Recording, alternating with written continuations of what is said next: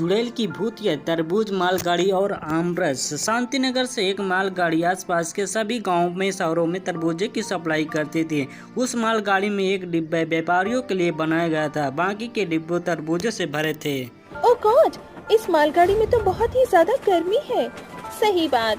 इस डिब्बे में दो औरतें और आदमी दो, जो कि वो तरबूज के मालिक थे। एक ड्राइवर था। ट्रेन चलती हुई एक बगीचे के पास पहुंच जाती है। अरे देखो, वहाँ बगीचा है, तो ड्राइवर मालगाड़ी रोको। ने वहां पर मालगाड़ी रोक दिया और वो सब आम की बगीचे में घुस गए। सभी हैंडपंप से पानी पी रहे थे कि तभी बगीचे का मालिक देख लेता है। अरे नहीं, ये कौन है? लगता है कि ये लोग लुटेरे हैं। वो बगीचे का मालिक डर जाता है और वो गांव की तरफ भागने लगता है। अंजलि, अगर हम यहाँ पर रुक ही गए हैं तो क्यों न इस बगीचे में हम पूरी तरह से जानकारी ले लेते हैं। जरूर। इसे बाद में देख लेना, पहले मेरा आइडिया सुन लो। हाँ सुनाओ। देखो, मैं सोच रहा था कि क्यों ना हम लोग इस बगीचे के मालिक से बात कर लें और हम तरबूज के साथ साथ आमों का भी बिजनेस करें। Not bad. सभी आपस में बात कर रहे थे कि जोर से मालगाड़ी ड्राइवर के चिल्लाने की आवाज सुनाई पड़ी। अरे जल्दी यहाँ से चलो, इस गांव के लोगों के सिर पर एक जुलूस सवार है। लेकिन सरताज, अब ये सब बात नहीं पूछना, पहले भागो यहाँ से। उन चारों ने भागना शुरू किया। भागने की आवाज सुनकर गांव वाले ने ड्राइवर को मारकर उन चारों की तरफ बढ़े। लेकिन हम लोग भाग क्यों रहे हैं? अगर हम भागेंगे तो ये हमें गलत ही समझेंगे।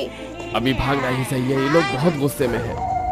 इसी तरह वो बातें करते हुए भाग रहे थे कि कविता का पाँव मुड़ गया और वह गिर पड़ी। जैसे ही वो लोग उसे उठाने के लिए रुके, तभी गांव वालों ने उन्हें पकड़ लिया और उस पर चढ़ाई कर दिया। अरे मार डालो इन बहरूपियों को। गांव वालों ने उन बेचारों को वहीं पर मार डाला। वहीं बगीचे में हैंडपंप जहां लगा था, गीली मिट्टी से उनको दफना दिया। अरे शुक्रिया, तुमने मेरी मदद की। हम अपने उस पुराने अतीत को फिर कभी नहीं लौटने देंगे। हम अपनी उस भयानक गलती को अब कभी नहीं लौटाएंगे। चलो साथियों। उन लोगों की ऐसी कौन सी गलती थी? उन लोगों की एक भी नहीं सुनी और जान से मार दिया। जानने के लिए हमारे वीडियो के अंत तक बने रहे। इतनी भयानक मौत होने के बाद उन चारों की आत्मा भूत और चुड़ैल बनकर लौट आई। रात के 12 बजे हैंडपंप के पास बहुत सारा कोहरा छा जाता है। अरे ये इतनी गर्मी में कैसी धुंध हो रही है? बगीचे का मालिक लालटेन लेकर हैंडपंप के पास जैसे पहुंचता, वहां पर जैसे ही भूतों को देखता है, उसके होश खराब हो जाते हैं और वो बेहोश हो जाता है। ये बुड्ढा तो हमें देखते ही परलोक सिधार गया। अच्छा ही तो है, अभी तो बस ये ही गया है, आगे आगे देखो होता है क्या। रागिनी ने ऐसा बोलकर उस हैंडपंप पर जादू चलाया और उस जादू को हैंडपंप रस में बदल दिया। अब मेरा जादू देखो। अंजलि के एक चुटकी बजाते ही वापस वह अपने इंसान के रूप में आ जाते हैं और उस मालगाड़ी को अभी भूतिया तरबूज के मालगाड़ी में बदल दिया जाता है। अब चलेगी मौत की आंधी। सवेरा होने पर भूत और चुड़ैल उस भूतिया तरबूज की मालगाड़ी को लेकर निकल गई और एक शहर के स्टेशन पर रुक गई। अरे भाई, 50 किलो तरबूज उतार दो। सरदार ने उसे मालगाड़ी के अंदर खींच लिया और उस आदमी को चुटकी बजाते ही बड़े तरबूज में बदल दिया। अब सब इसी तरह से मारे जाएंगे। सरदार ने ऐसा बोलकर ट्रेन चला दी। जहां जहां पर मालगाड़ी रुकी, उन्हीं लोगों को तरबूज में बदल दिया और इसी तरह करते ही शाम हो गई। आज तो हमने बहुत सारे लोगों को तरबूज बना दिया, अब चलो चलते हैं। शाम होने पर भूत व चुड़ैल वापस बगीचे में पहुंच जाते हैं। वहां बगीचे में गांव के काफी लोग थे जो आमों का मजा लेने आए थे। अरे वाह, आज तो शिकार खुद जाल की तरफ बढ़ रहा है। सभी भूत और चुड़ैल ने अपना भेष बदल लिया और अपने तरबूज वाले हैंडपंप के पास चले गए। अरे ये बगीचे में कैसा अजीब सा हैंडपंप है। ये हमारा आमरस हैंडपंप है, पीना चाहोगी?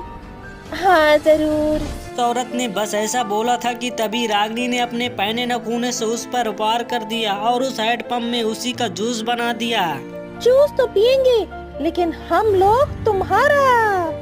इसी तरह उन्होंने धोखे से बहुत लोगों को मार डाला। वहीं पर एक लड़का राहुल था जो कि ये सब देख रहा था। जब उसने ये सब देखा और वह डर गया, वहां से भागने लगा। वह भाग ही रहा था कि उसकी टक्कर एक ज्ञानी बाबा से हो गई। ऐसे क्यों भाग रहा है? मैं तो कहता हूँ आप भी भागो, क्योंकि यहाँ पर भूत है। भूत? कहाँ? अरे बाबा, बाद में पूछना, अगर जान प्यारी है तो भाग लो। नहीं बच्चा, हम इन शक्तियों से भागने को नहीं, लड़ने को बने हैं। बाबा ने राहुल की एक भी नहीं मानी और उसे जबरदस्ती पकड़कर भूतों और चुड़ैलों के पास ले गया। बंद करो ये छलावा, मैं जानता हूँ तुम कौन हो। अरे वाह, तू तो बहुत समझदार है। तभी भूत और चुड़ैल अपनी असली रूप में आ जाते हैं। क्यों आए हो यहाँ?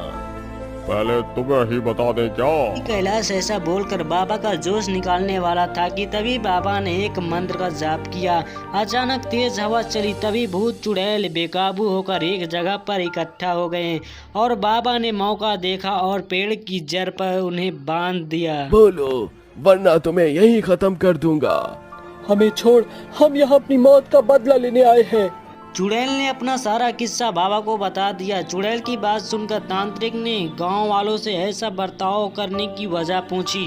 अरे दरअसल इसी तरह से एक बार कुछ लोग हमारे इस बगीचे में आए थे। वो बोल तो साझेदारी को रहे थे, लेकिन धोखे से उन्होंने हमारा पूरा बाग लूट लिया और हमें कंगाल कर दिया। यहाँ तक कि उन्होंने हमारे परिवार के लोगों को भी चोट पहुँचाई।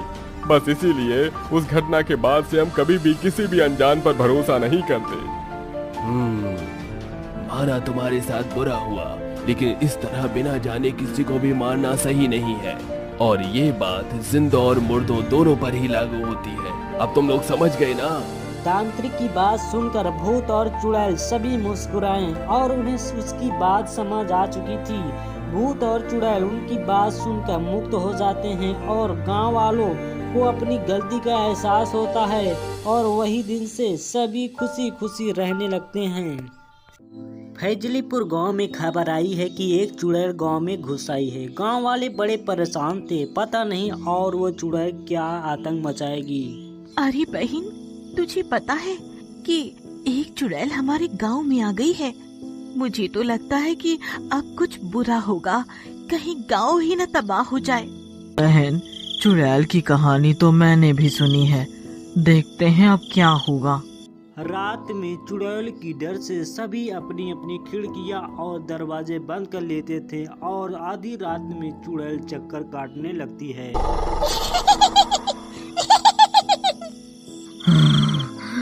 मेरा खौफ इतना है पूरे गांव में कि सबके घर के दरवाजे अंदर से बंद हैं।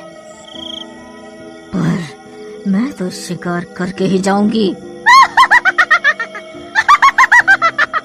तभी चुड़ैल एक दरवाजे के पास जाकर दरवाजा खटखटाती है।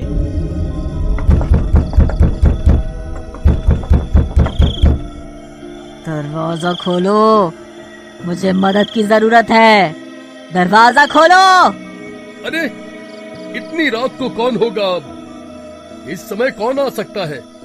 सीमा, जाओ जाके देखो कौन है। शर्म नहीं आती तुम्हें? आधी रात को अपनी पत्नी को खतरे में डाल रहे हो। साथ वचन देकर अब साथ निभाना नहीं है। एक तो तुम्हें कुछ काम करने को कह दो तो तुम्हारी नौटंकी शुरू हो जाती है।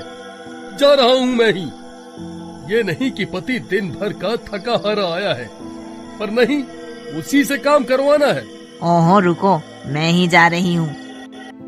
तभी अंजलि गुस्से में दरवाजा खोलने के लिए जाती है और बिना जाने जल्दी से दरवाजे को खोल देती है। चुड़ैल, अरे मर गई रे, मर गई रे, मर गई। ये मुझे जिंदा नहीं छोड़ेगी। बचाओ, बचाओ मुझे। अरे डरपोक विनोद, आओ मेरी मदद करो।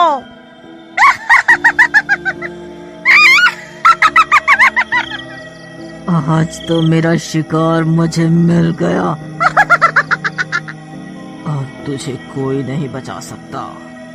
और चुड़ैल देखते ही देखते उसका सर धड़ से अलग कर देती है और उसका सर अपने सर में जोड़ लेती है और बोलती है फिर,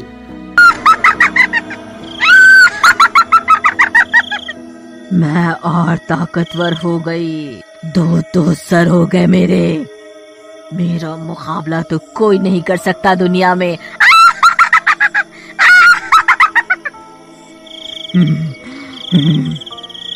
अब मैं पूरे गांव पे राज करूंगी, राज। वहीं दूसरी ओर अंजलि को विनोद आवाज लगाता है। दरवाजा खोलने गई हो या बनाने? जल्दी आओ, सोना नहीं है क्या? अंजलि बोल क्यों नहीं रही हो? अरे सोना नहीं है क्या? लगता है इसको कुछ हो गया, मुझे ही जाना पड़ेगा। मैं ही जाके देखता हूँ। विनोद दरवाजे के बाहर आता है, उसकी आंखें फटी की फटी रह जाती है। उसका सर कहाँ गया? अरे मैं बर्बाद हो गया, मैं लुट गया। अरे मेरी पत्नी का गया उस समय दरवाजा खोलने। विनोद की हाय तौबा सुन के गांव वाले सुनकर सारे दौड़े चले आते हैं और पूछते हैं क्या हुआ। अरे ये क्या हुआ विनोद भैया, क्यों शोर मचा हुआ है इस समय? अरे मेरी पत्नी का सर कोई ले गया, सिर्फ धड़ रह गया, मैं तो बर्बाद हो गया। क्या करूं मैं, कहाँ जाऊं अब? अरे भाई रोने से क्या होगा, ये जरूर उस चुड़ैल की करामात होगी। उसके अलावा ऐसी हरकत कौन कर सकता है? अरे मर जानी चुड़ैल, तेरा नाश पिटे, मेरी बीवी को मार के चली गई। तभी वहाँ से चुड़ैल अपनी गुफा पर आ जाती है और अपने दोनों सरों के साथ और तीसरा सर को भी शुद्धि करने के लिए मंत्र पढ़ती है।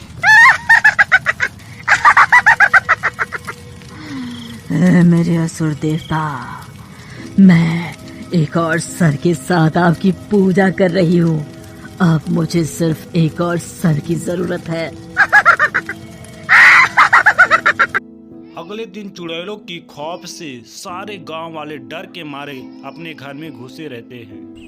पता है संजय, परसों सीमा और मैं चुड़ैल की बातें कर रहे थे और कल ही वो चुड़ैल उसका सर ले गई। पर वो चुड़ैल सिर्फ सर ही क्यों ले गई? उसे अगर मांस खाना होता तो शरीर क्यों छोड़ जाती? जरूर कुछ बड़ी बात है, कोई तो गहरा रहस्य है, पता लगाना पड़ेगा। एक उपाय है मेरे पास, आ जाने दो उसे। जैसे ही 12 बज जाते हैं, चुड़ैल अपना शिकार खेलने के लिए वो एक दरवाजे के पास जाती है। दरवाजा खोलो, दरवाजा खोलो, मुझे खाना दे दो, मैं बहुत भूखी हूँ। लगता है कोई भूखी आई है खाना मांगने। खाना दे आती हूँ, जरूरतमंद लगती है। तभी सुनीता रसोई घर से खाना लेकर चुड़ैल के पास आ जाती है।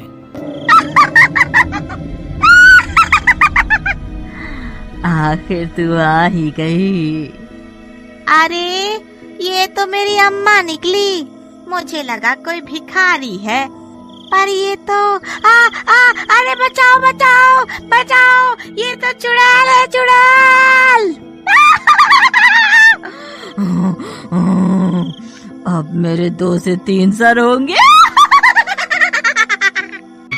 तभी वो चुड़ैल उस सुनीता की गर्दन को काटकर अपने गर्दन में जोड़ लेती है। मैं दुनिया की सर्वशक्तिमान चुड़ैल बन गई।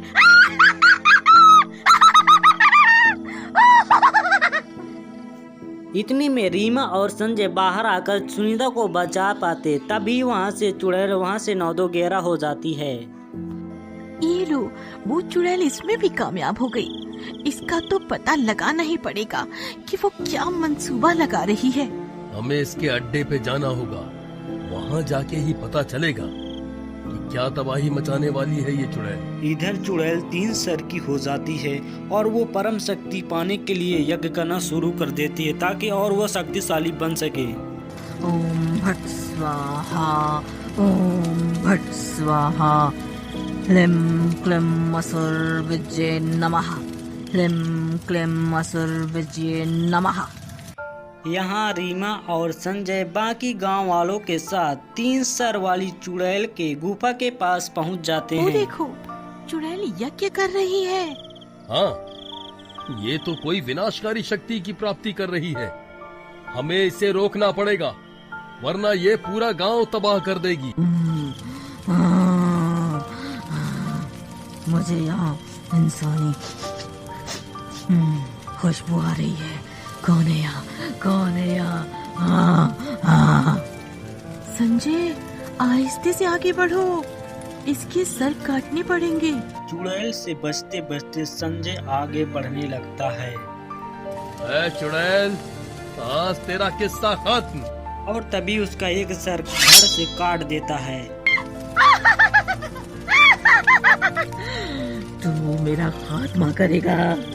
अरे ये क्या? इसका सर तो खुद से वापस जुड़ गया। तू न समझ, मेरा कुछ नहीं बिगाड़ सकते, तुम नहीं बिगाड़ सकते। संजय जितनी बार उसका सर चुड़ैल का काटता था और इतने में उसका सर स्वयं वैसे ही हो जाता था। मुझे लगता है तुम्हें इसके पेट पे वार करना चाहिए। ठीक है, तुम कहती हो तो करके देखता हूँ, पर हमारे पास समय बहुत कम है। इसका यज्ञ अगर पूरा हो गया तो फिर हम इसका कुछ नहीं बिगाड़ सकेंगे। ऐसा रीमा के कहने पर संजय उसके पीठ पर भारी खंजरों से वर्षा कर देता है। तभी और उसके अंदर बहुत सारे घाव हो जाते हैं। अरे नहीं, अरे नहीं, ये नहीं हो सकता। हाँ, अब मैं नहीं मर सकती, मैं नहीं मर सकती। अपने मुकाम के इतने पास आके मैं नहीं मर सकती। और तभी देखते देखते चुड़ैल के दोनों सर आग में जलकर भस्म हो जाते हैं। महंदापुर गांव का एक छोटा गांव फैजलीपुर था। उस गांव में कुछ दिनों से डरावने भूत का आतंक था और भूत कोई आम भूत नहीं था। उसके पास आरी, चाकू और खतरनाक औजार थे। इसलिए रात के 12 बजे के बाद कोई भी घर से बाहर निकलने की गलती नहीं करता था। अगर कोई गांव वाला आधी रात के घर से बाहर निकल भी गया तो डरावना भूत अपनी चमक आरी से उस आदमी के टुकड़े करके फेंक देता था। सभी उस आरी वाले डरावने भूत से बहुत डरते थे और जैसे ही 12 बजते थे सभी गांव वाले अपने घरों में घुसकर खिड़की दरवाजे बंद कर लेते थे। एक रात भूत अपनी हाथों में आरी लिए हुए पूरे गांव में घूम रहा था और चिल्ला चिल्ला कर बोल रहा था। इन गांव वालों को क्या लगता है कि ये सब अपने घरों में छिपकर बैठ जाएंगे और मैं इनका कुछ भी नहीं बिगाड़ पाऊंगा। तभी गांव में रहने वाला रजऊ अपना सब्जी का ठेला लिए जल्दी जल्दी घर की ओर जा रहा होता है। आज बाजार में हमारी सारी सब्जी तो बिक गई, पर हमका घर पहुंचने में आधी रात हो गई। बस भगवान, अब आप हमारी रक्षा करना और कछु हो जाए बस रास्ते में हमका वो आरी वाला भूत ना मिले। भूत जोर से हंसते हुए बोलता है। बहुत दिनों से मेरी आरी खून की प्यासी थी। आरी से तेरे टुकड़े करने में मुझे बहुत मजा आएगा। ऐसा कहकर भूत अपनी आरी से रजऊ को काट डालता है और उसके टुकड़े करके गांव में फेंक देता है। फिर अगले दिन रात के 1 बजे एक शराबी नशे में दूध गुनगुनाते हुए अपने घर की ओर जा रहा है। तभी भूत की नजर उस शराबी पर पड़ जाती है। शराब पीना शरीर के लिए कितना हानिकारक है, ये आज मैं इस शराबी को बताता हूँ। इस शराबी के तो मैं अपनी आरी से एक नहीं बल्कि 36 टुकड़े करके फेंकूंगा। 36। अरे अरे बाप रे, ये भूत कहाँ से आ धमका। अरे इसे देखकर तो मेरा सारा नशा ही उतर गया। अरे रे, ऐसे कैसे नशा उतर गया? अभी पूरा नशा उतरना तो बाकी है। फिर भूत उस शराबी को काट कर चला जाता है। नंदलाल के घर के सामने खड़ा होकर जोर जोर से चिल्लाने लगता है। नंदलाल अपनी खिड़की से भूत को देखकर बहुत डर जाता है। कुछ देर में वहां से भूत गायब हो जाता है। अगले दिन सभी गांव वाले इकट्ठा होकर बातें करने लगते हैं। न जाने ये आरी ब्लेड वाला भूत हमारे गांव में कहां से आ गया है। आए दिन गांव में कभी किसी का हाथ कटा मिलता है तो किसी के शरीर के 2 टुकड़े मिलते हैं। अब तो रात होते ही हमका तो चिंता सताने लगती है कि कहीं अगला नंबर हमरे में हो। अरे क्या बात करते हो कमलेश भैया, और ऐसे डरने से काम नहीं चलने वाला। हम गांव वालों को कछु तो करना चाहिए। हम सभी लोगन का गांव में पूजा करानी चाहिए, जिससे वो भूत हमारे गांव से हमेशा के लिए गायब हो जाए, या जहाँ से आया है वहाँ वापस चला जाए। तभी सभी गांव वाले मिलकर एक ब्राह्मण को बुलाते हैं और उससे हवन पूजा करवा देते हैं, ताकि उस भूत का साया इस गांव से पूरा खत्म हो जाए। इसके बाद सारे आदमी के मन से भूतों का कहर खत्म हो जाता है और सभी लोग अपने खेत में काम करने के लिए निकल जाते हैं। इतने में नंदलाल की पत्नी प्रिया को वहीं पर भूत दिखाई देता है और वो डर जाती है। अरे दैया, ये का हुई गवा? ये भूत इतनी टीक दोपहरी में कहाँ से आध हमका? हाय रे दैया, हमका तो बड़ी डर लागत है रे। अरे हम तो अपने पति देव के लिए खाना लेकर जा रहे थे, पर अब तो हमका लगता है कि कहीं हम ही न इस भूत का खाना बन जाए। प्रिया भूत से डरकर भागती हुई खेतों में पहुंच जाती है और जोर जोर से भूत भूत चिल्लाने लगती है। तभी भूत अपने हाथों में आरी लेकर खेतों में पहुंच जाता है। भूत के डर से सभी गांव वाले भागकर अपने अपने घरों की ओर जा रहे थे। तभी गांव के लोगों को मुखिया जी मिलते हैं। सभी गांव वाले मुखिया जी से कहते हैं, मुखिया जी, ये आरी वाला भूत तो हम गांव वालों के पीछे ही पड़ गया है। अरे आज तो इसने कमलेश भैया को अपने ब्लेड से काट काट कर घायल कर दिया।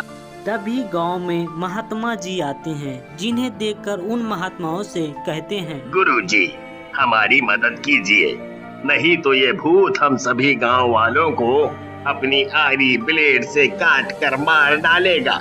गांव में पूजा पाठ कराने के बाद भी ये भूत एक एक कर गांव के लोगों को मार रहा है।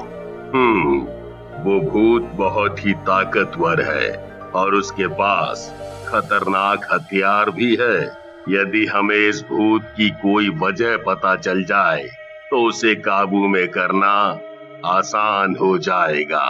उसके भूत बनने के पीछे और गांव के लोगों को इस तरह बेरहमी से मारने के पीछे उस भूत की कोई ना कोई वजह तो जरूर होगी। गुरुजी, आप सही कह रहे हैं, क्योंकि कई बार मैंने उस भूत को मेरे घर के बाहर चिल्लाते हुए देखा है, जैसे वो मुझसे कुछ कहना चाहता हो। चित्रकूट गांव में वसुंधरा नाम की एक औरत रहती थी। उसकी 2 बेटियां थी। एक बेटी का नाम अंजलि था, दूसरी बेटी का नाम प्रिया था। उसकी बड़ी बेटी अंजलि बहुत ही मेहनती थी, दिल की बहुत ही अच्छी थी। वसुंधरा अपनी बड़ी बेटी अंजलि से सारा काम कराती थी, क्योंकि वो उसकी सौतेली बेटी थी। दूसरी छोटी बेटी प्रिया आलसी और कामचोर थी। वह सारा दिन सोती रहती थी। प्रिया वसुंधरा की सगी बेटी थी। वसुंधरा प्रिया को बहुत ज़्यादा प्यार करती थी। जल्दी से जाओ और मेरी प्यारी बेटी के लिए खाना लेकर आओ। बेचारी सुबह से कुछ नहीं खाई है। मुँह क्या देख रही है, जल्दी जा। जी माँ, अभी लाती हूँ। वसुंधरा अंजलि से घर का भी और बाहर का भी काम करवाती थी, जैसे जंगल से लकड़ी काट कर लाना, कुओं से पानी लेकर आना। एक दिन अंजलि कुएं से पानी लेकर जा रही थी, तभी उसका एक पांव पत्थर से टकरा जाता है और वह गिर जाती है और उसका मटका उड़ते हुए सीधे कुएं के अंदर चला जाता है। ऐसी घटना हो जाने पर कुएं के पास बहुत वह रोती है, फिर भागते हुए अपने घर चली जाती है। माँ जी, वो मटका मुझसे कुएं में गिर गया, मुझे माफ कर देना। अलमुही कहीं की, तू खुद उस मटके के साथ कुएं में क्यों नहीं गिर गई? मुझे नहीं पता, मुझे वो मटका वापस चाहिए। मेरे पास उतने फालतू के पैसे नहीं होते कि मैं एक मटका खरीदूं। चल जा, वो मटका लेके आ। वसुंधरा की बात सुनकर अंजलि कुएं के पास जाती है। मैं क्या करूं? मैं इस कुएं से मटका कैसे निकालूं? मुझे खुद ही इस कुएं में जाना पड़ेगा। और तभी वो अंजलि कुएं में छलांग लगा देती है और इसके बाद वो बेहोश भी हो जाती है। इसके बाद जब उसकी नींद खुलती है वो बहुत अच्छी जगह पर होती है। ये क्या? ये तो बहुत ही खूबसूरत जगह है।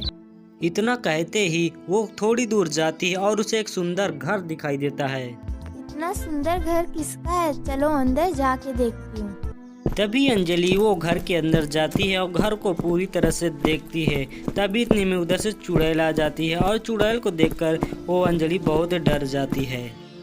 तुम मुझसे डरो नहीं, मैं अच्छी चुड़ैल हूँ। तुम मेरे घर का काम कर देना, मैं तुम्हें अच्छा खाना दूंगी और रहने के लिए जगह भी दूंगी। लेकिन एक कमरा है, उसमें मेरा खजाना पड़ा हुआ है। तुमने उस कमरे में कभी भी नहीं जाना। घर पर तो मैं सारा दिन काम ही करती हूँ, यहाँ पर भी कर लूँगी। आज से यह तुम्हारा कमरा है। यह कितना सुंदर कमरा है। तभी वो अंजलि उस चुड़ैल के घर में सारा काम करना शुरू कर देती है और वो कभी जो दरवाजे के विषय में बताई थी चुड़ैल, उसकी तरफ कभी वो देखती नहीं थी। चुड़ैल जी, मुझे घर की बहुत ज्यादा याद आ रही है, मुझे घर वापस जाना है। तुम बहुत अच्छी लड़की हो, तुमने मेरे घर का काम सही तरीके से किया और उस दरवाजे को कभी नहीं खोला। मैं तुम्हें इनाम देना चाहती हूँ, तुम मेरे साथ साथ आओ। तभी चुड़ैल अंजलि को अपने कमरे में ले जाती है और इसके बाद सोने की वर्षा करना चालू कर देती है। इसके बाद उसका शरीर पूरा सोने से ढक जाता है। चुड़ैल जी, आपका बहुत बहुत शुक्रिया।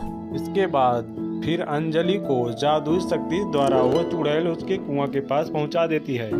जब अंजलि अपने घर पहुंचती है तब टाइम देखती है, तब वहां पर 1 ही घंटा बीता होता है। जब वसुंधरा अंजलि को इतने सारे सोने के साथ देखती है तो बिल्कुल हैरान हो जाती है। अंजलि, तू कहाँ थी और इतना सारा सोना कहाँ से लेकर आ रही हो? अंजलि तभी वसुंधरा से सारी बातें बता देती है। अंजलि की सारी बात सुनकर वसुंधरा अपने बेटी के पास जाती है और कहती है, तुझे पता है अंजलि बहुत सोना लेकर आई है। एक काम तू कर, तू भी जा और उस सोने को लेकर कुआं के पास से आ। प्रिया उस कुएं के पास जाती है, वो भी कुएं में छलांग लगा देती है। जैसे ही प्रिया को होश आता है तो वो भी एक बहुत ही सुंदर जगह में पहुंच जाती है। फिर बोलती है, यह तो वाकई में बहुत खूबसूरत जगह है, वो शायद चुड़ैल का ही घर है। और ये कहकर प्रिया घर के अंदर प्रवेश कर जाती है। क्या आपको काम करने वाले की जरूरत है? मैं आपका घर का सारा काम कर दूंगी। हाँ, मुझे घर में काम करने वाले की जरूरत है। तुम मेरे घर का सारा काम कर देना, मैं तुम्हें अच्छा खाना दूंगी। बस एक खजाने का कमरा है, तुमने उस दरवाजे को नहीं खोलना। ठीक है, मुझे मंजूर है। प्रिया 2 दिन तक बहुत अच्छे से काम करती है, लेकिन वह थक जाती है क्योंकि वह बहुत ज्यादा आलसी थी। उसके काम करने की आदत तनिक भी नहीं थी। घर का काम बिल्कुल नहीं किया करती थी। वह दिन भर आराम करने लगी और एक दिन उसके मन में ख्याल आता है, अरे ये तो बड़ा मुश्किल काम है। अंजलि पता नहीं इस काम को कैसे आसानी से कर लिया करती थी। मुझसे इतना सारा काम नहीं होता। ऐसा करती हूँ, उस कमरे से सोना उठा लेती हूँ और यहाँ से भाग जाती हूँ। जैसे प्रिया चुड़ैल के कमरे में सोना चुराने को जाती है चोरी छिपके से, इतने में उसके ऊपर से गोबर की बारिश होने लगती है और पल भर में वो मूंद जाती है। इसके बाद चुड़ैल वहाँ पर खुद ही आ जाती है। तुम जैसे लालची इंसानों का मुझे अच्छी तरह पता है। तुम जिस चीज के हकदार थी वो चीज तुम्हें मिल गई है। अब मैं तुम्हें वापस भेज रही हूँ। तभी चुड़ैल प्रिया को उस कुएं के पास भेज देती है और प्रिया रोते हुए घर की तरफ चली आती है। इसके बाद उसकी माँ पूछने लगती है, क्या हुआ बेटी? मैं तो सोना लेकर नहीं आई, तू तो खाली हाथ आ गई है। मुझसे इतना काम नहीं होता। तू 2 दिन वहाँ काम नहीं कर सकती थी? तेरा भी क्या फायदा, इतना अच्छा मौका हाथ से निकल गया। दोस्तों, हमें इस कहानी से ये सबक मिलता है कि लालच बुरी बला है। दोस्तों, हमको लालच नहीं करना चाहिए। जो इसके साथ हुआ आपके साथ कभी ऐसा ना हो। दोस्तों, अगर वीडियो हमारा पसंद आया तो हमारे वीडियो को लाइक कीजिए और हमारे चैनल को सब्सक्राइब करना ना भूलें। एक समय की बात है, एक शहर में आरती नाम की लड़की रहती थी। आरती बड़ी पढ़ी लिखी और सुंदर थी। आरती के माँ बाप उसके लिए लड़का ढूंढ रहे थे। एक दिन उसके घर में संतोष और उनका परिवार आरती को देखने आते हैं। आरती संतोष से मिलती है और वह शादी से इनकार कर देती है। देखो माँ, मैं संतोष से शादी नहीं करना चाहती हूँ। मैं एक लड़के को पसंद करती हूँ और मैं तो उसी से शादी करूँगी। आरती की शादी के बारे में आरती के बाबू से बात करते हैं। वो तो गुस्से में लाल हो जाते हैं और शादी से साफ इनकार कर देते हैं और संतोष के परिवार को हाँ कर देते हैं। जैसे ही आरती को ये बात पता चलती है, चुपके से घर से चली जाती है और अर्जुन से शादी कर लेती है। शादी के बाद अर्जुन आरती को वहाँ से बहुत दूर बड़े से घर में ले जाता है। यहाँ कितना सुंदर है, यहाँ कितना बड़ा बगीचा भी है, सब कितना अच्छा है। बस एक ही दुख है कि माँ बाबूजी भी हमारी खुशी में काश शामिल होते। आरती अर्जुन के साथ अंदर जाने लगती है कि उसके पीछे कुछ महसूस होता है। आरती जल्दी से पीछे मुड़कर देखती है, फिर वहाँ कुछ भी नहीं होता। मुझे अभी ऐसा लगा जैसे कोई मेरे पीछे खड़ा है। अभी मेरे बाल किसी ने छुए। तुम पागल हो गई हो। यहाँ बस हम दोनों हैं और कोई भी नहीं। देख रही हो ना कितनी दूर पर घर है। हाँ, तुम सही बोल रहे हो, शायद हवा चली होगी। दोनों अंदर चले जाते हैं। उसके बाद अर्जुन तो सो जाता है और आरती को कुछ अजीब महसूस होने लगता है। जब वो नींद से उठती थी उसका हाथ हिलने लगता था और उसकी आंख खुल जाती है। पूरी रात आरती के साथ कुछ ऐसा ही होता रहता है। ऐसा करते करते सुबह हो जाती है। आरती उठ जाती है और बाथरूम जाती है। तभी आरती मुंह धोकर अपनी शक्ल जैसे ही शीशे में देखती है तो उसके पीछे एक चुड़ैल खड़ी दिखाई देती है जिसके काले काले लंबे लंबे बाल लटक रहे थे।